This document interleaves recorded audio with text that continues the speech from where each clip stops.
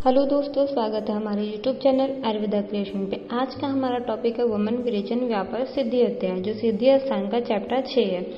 इसमें हम जो इम्पोर्टेंट चीज़ें हैं हम उन्हें बस देखते हैं। तो चलिए शुरू करते हैं। सबसे पहले आता है संशोधन के योग ऋतु। तो आचार्य ने संशोधन के लिए प्राविट, शरद और बसंत 3 ही ऋतु बताई है, क्योंकि इन ऋतु में बहुत ज़्यादा ना ठंडी होती है, ना गर्मी होती है, ना बहुत ज़्यादा बारिश होती है। इसलिए ये ऋतुएं संशोधन के लिए श्रेष्ठ मानी गई है। अब आते हैं विरेचन के वर्ज कौन है, जिन्हें विषर, पीड़िका, शोथ, कामला, पांडु रोग, आघात से पीड़ित, विष से पीड़ित रोगियों में जिनका अधिक स्नेहन हो गया है उन्हें विरेचन नहीं देना जाए, क्योंकि यदि अगर इन्हें दे दिया जाएगा तो अति योग होने का डर रहता है। अब आते हैं स्नेहन, स्वेदन और शोधन से क्या लाभ होते हैं। जिस प्रकार चिकने पात्र से जल बिना परिश्रम के ही गिराया जा सकता है, ठीक उसी प्रकार स्निग्ध शरीर से औषध द्वारा कफ आदि दोष निकाले जाते हैं। अर्थात जैसे किसी तेल युक्त पात्र से पानी आसानी से गिर जाता है, उसी प्रकार से स्निग्ध युक्त शरीर से कफ आदि दोष निकाले जा सकते हैं। जिस प्रकार गीली लकड़ी को अग्नि चारों तरफ से सुखाकर नष्ट कर देती है, उसी प्रकार स्निग्ध पुरुष के शरीर में स्थिर दोष को श्वेद अपने स्थान से विचलित कर देता है। और यहाँ एक उपमा और दी गई है। जिस प्रकार कपड़े की मैल को छार से उत्कृष्ट करके जल द्वारा निकाला जा सकता है, उसी प्रकार स्नेहन और स्वेदन से उभारे हुए दोष मल शोधन औषधि के द्वारा बाहर निकाले जाते हैं। अब आते हैं मात्रा युक्त औषध का क्या लक्षण होता है। औषधि की वह मात्रा जो कम हो पर बहुत बड़े वेग को सुखपूर्वक दोषों को निकाल दे, लघुपाकी हो, स्वाद में सुकर हो, मन के अनुकूल हो, रोगों को दूर करने की शक्ति संपन्न हो और जो कभी भी विकार नहीं करती है। यदि किसी प्रकार की औषधि सेवन असावधानी हो जाए, औषधि की व्यापत्ति हो जाए, तो भी औषधि ग्लानि करने वाली न हो, जिस औषधि का गंध, वर्ण, रस उत्तम हो, उस औषधि को यह समझना चाहिए कि वह मात्रा पूर्वक सेवन की गई है, क्योंकि वह दोषों को सुखपूर्वक निकाल दे रही है। अब आते हैं औषधि पाक के लक्षण। वमन, विरेचन आदि क्रियाओं में दी गई औषधि का अगर सम्यक रूप से पाचन हो जाता है तो वह आवात का अनुलोमन करता है, स्वास्थ्य ठीक हो जाता है। भूख, प्यास, उत्साह, मन की स्वतंत्रता, शरीर में हल्का पानी, इंद्रियां अपने विषयों को ग्रहण कर पाती हैं, डकार का आना, ये लक्षण उत्पन्न होते हैं। औषधि न पचने के लक्षण। यदि औषध का पाचन नहीं हुआ रहेगा तो शरीर में क्लम अर्थात बिना ही श्रम के ही थकावट रहेगा, दाह, अंगों में शिथिलता रहेगी, चक्कर आएगा, मूर्छा, सिर में वेदना, बेचैनी, बल की हानि, ये सारे लक्षण उत्पन्न होते हैं। औषधि की व्यापत्ति के क्या कारण होते हैं। औषधि यदि अकाल में दी गई होगी, अल्प मात्रा में दी गई होगी, अधिक मात्रा में दी गई होगी, या जो औषधि अधिक पुरानी हो गई होगी, जो औषधि अपने समान गुण धर्म वाली औषधियों से भावित नहीं की गई होगी, जिस औषधि का संस्कार निर्माण उचित रूप से नहीं किया गया होगा, उनका प्रयोग व्यापत्ति कारक अर्थात उपद्रवकारी होता है।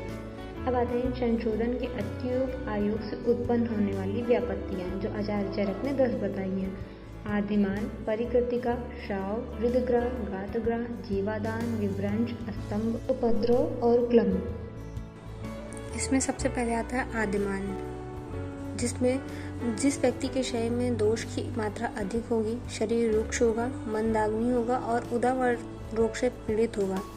अगर उसे अल्प मात्रा में और अल्प बल युक्त औषध का पान कराया जाता है तो वह औषध अल्प शक्ति होने की वजह से औषधि दोषों को उबाड़कर मार्गों को रोक देती है, जिसकी वजह से नाभि को वह फुला देता है, पीठ, पाश और शिरा प्रदेश में अधिक वेदना उत्पन्न करता है, श्वास, मल, मूत्र और अपान वायु को रोक देता है। इसकी चिकित्सा करेंगे हम अभ्यंग, स्वेदन, फलवर्ती, निरु अनुवासन का प्रयोग करेंगे, उदावर्त चिकित्सा का प्रयोग करेंगे और सर्वकर्म प्रयोग करेंगे, जितनी भी चीज़ें होती हैं। दूसरा है परिकर्तिका। जिस व्यक्ति का स्नेहन भली प्रकार करा दिया गया, उसका कोष्ठ भारी हो, उदर में शाम दोष भरा हुआ हो, उस समय बलवान औषधि पिलाई गई तो उसका शरीर रुक्ष हो, मृदु कोष्ठ हो और वह व्यक्ति थका हो, निर्बल हो, तो ऐसे व्यक्ति यदि तीक्ष्ण विरेचन औषधि का पान करते हैं तो वह औषधि गुदा में जाकर शाम दोष को शीघ्र ही निकाल देती है, जिसके लक्षण उत्पन्न होते हैं तीव्र शूल, पिक्षा एवं रक्त का स्राव होता है। इसमें हम अगर शाम दोष है तो लंघन, पाचन, रुक्ष, उष्ण लघु भोजन का प्रयोग करते हैं। छाम अर्थात रुक्ष हुआ है तो ब्रिंघन, मधु द्रव्य का सेवन कराएंगे। वात अधिक होता है दाड़िम रस, घृत, क्षार, लघु पुष्प काशीस का पान कराएंगे। कषाय, मधु द्रव्य सिद्ध शीतल या पिच्छावस्ती का प्रयोग करेंगे। यष्टि मधु सिद्ध स्नेहन से अनुवासन वस्तिका देंगे।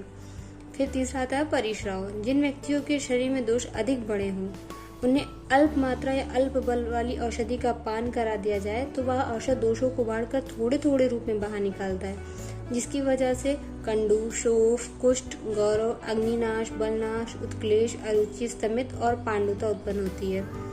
इसके लिए हम चिकित्सा करेंगे, दोष शमन, वमन, स्नेहन कराकर पुनः उसे तीक्ष्ण विरेचन का देंगे और शुद्ध होने पर चूर्ण, आशो, अरिष्ट को संस्कृत करके देंगे। चौथा आता हमारा हृदय ग्रह। यदि वमन विरेचन औषधियाँ पी लेने के बाद वमन विरेचन का वेग व्यक्ति को आता है तो उस अवस्था में मनुष्य उसके वेग को अगर रोक लेता है तो उस वेग को रोकने की वजह से कुपित वात आदि दोष हृदय में जाकर हृदय ग्रह को उत्पन्न करते हैं, जिसकी वजह से हिक्का, लाला, शौक, काश, अच्छी विभ्रम, पाश, शूल, जीवा काटना, निसंगता, दांत किटकिटाना, ये सारे लक्षण उत्पन्न होते हैं। ऐसी अवस्था में हम शीघ्र वमन कराएंगे। अगर पित्तज मूर्छा हो रही है तो उसे मधु द्रव्य से वमन कराएंगे, कफज मूर्छा है तो कटु द्रव्य से वमन कराएंगे, अगर दोष शेष बचे हुए हैं तो पाचन कराएंगे और बलवर्धक एवं अग्निवर्धक चिकित्सा का प्रयोग करेंगे। पांचवा आता अंगग्रह। औषध पान करके वेग को रोकना या कफ के द्वारा आए हुए वेग को रोकना या संशोधन का अति योग होने पर वायु कुपित हो जाती है, जिसकी वजह से स्तंभन, वेपतु, तोद, अंगशाद, उद्वेष्टन, मंथन सदृश वेदना होती है। इसमें हम बात शामक, स्नेहन, स्वेदन आदि कर्म का प्रयोग करते हैं।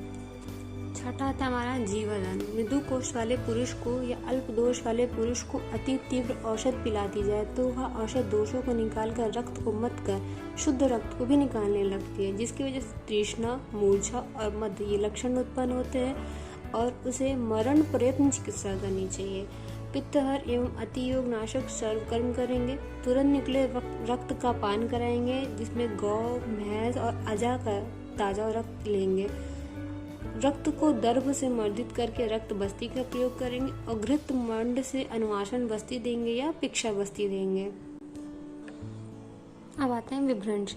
विरेचन औषधि का पान किया हुआ हो और वह औषध मल को निकाल कर रुक जाए, अर्थात मल के बाद पित्त और कफ का स्राव न हुआ हो तो वह औषध दोषों को उबाड़ कर उसे बाहर नहीं निकाल पाती है, जिसकी वजह से कंडू आदि दोष प्रकोपक रोग होते हैं, गुद का भ्रंश हो जाता है और संज्ञा भ्रंश हो जाता है।